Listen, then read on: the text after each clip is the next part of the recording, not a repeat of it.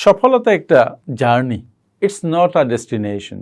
সাফল্য কখনো একদিনে আসে না, এটা অনেক দিন ধরে কাজ করতে করতে একটা সফলতা পাওয়া যায়।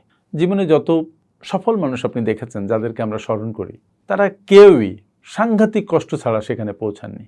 প্রতিদিন প্রতি মুহূর্তে একটু একটু করে কাজ করতে করতে করতে করতে একটা বড় সাফল্য দেখা দেয়।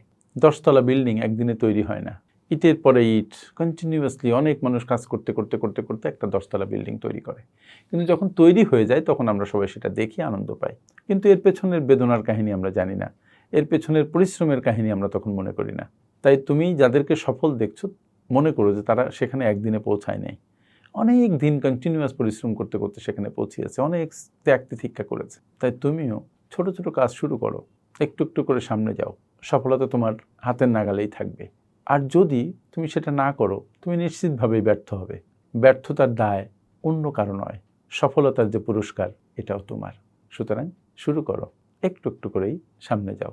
তোমার অনেক পটেনশিয়াল আছে, তুমি সেটাকে কাজে লাগাও। আর হ্যাঁ, প্রতিবারের মতো বলি, প্রতিদিন অন্তত 20 পৃষ্ঠা করে বই পড়ো। তোমার দক্ষতা বাড়বে, তোমার জীবন বদলাতে সহায়তা করবে। Thank you.